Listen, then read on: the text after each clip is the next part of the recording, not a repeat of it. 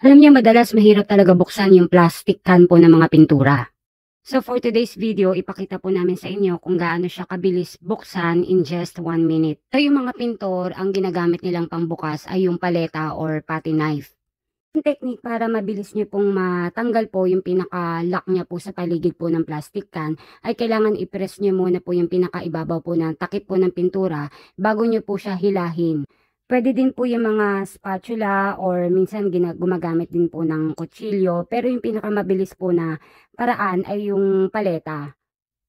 Kung titingnan mo sila at panonoorin in just 1 minute, parang napakabilis lang buksan yung mga takip po ng pintura.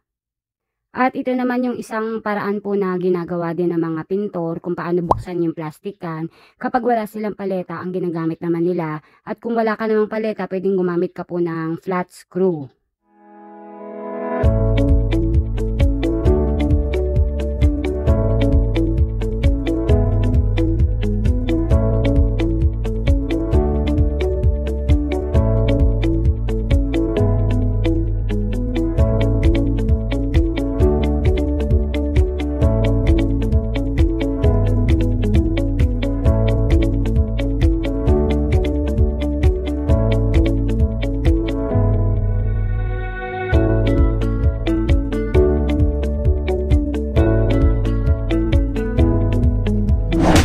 In 100 years, so like 21, 23.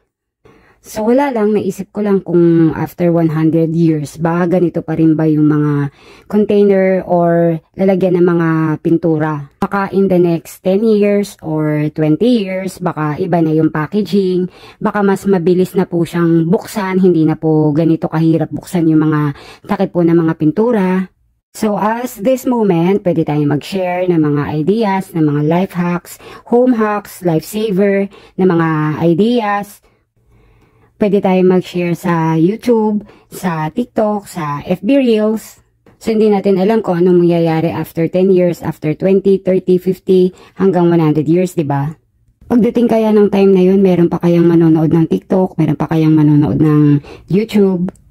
Naisip ko lang pagdating din ba ng araw na yon ay pagdating ng ilang mga makalipas na mga ilang taon, meron pa kayang makakaalala sa iyo. So ako, dahil mahilig ako mag-share at passion ko to, dinadocument ko po yung mga ideas, yung mga natututunan ko po sa mga construction tips, sa mga hardware items, at sinisingit ko talaga sa busy schedule ko yung passion ko. Hindi man natin alam yung mangyayari in the future, at least meron ako na ambag.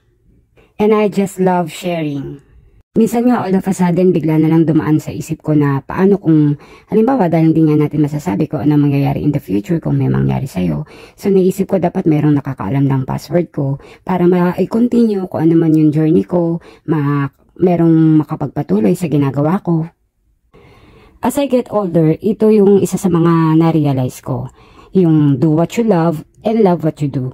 Wala namang nakakaalam kung hanggang kailan tayo dito sa mundong ibabaw, diba? Only God knows. So sana, wish ko lang makarating ito sa mga taong interesado sa content ko. At syempre, maging helpful at useful para sa kanila.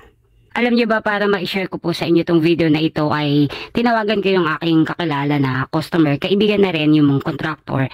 Tinawagan ko siya dahil umorder siya ng 2 galon na flat latex kahapon at tinanong ko kung hindi niya pa nabubuksan yung binili niya. So buti na lang at hindi niya pa nabubuksan at ang sabi ko sa kanya, ako na lang ang magbubukas at papalitan ko na lang ng bagong stock. Para-paraan din, diba, para maipakita ko sa inyo kung paano pagbukas ng pintura. Hindi ako nagastusan at nakatulong pa ako. So, shout out sa aming mabait na contractor na si Kuya Dudut.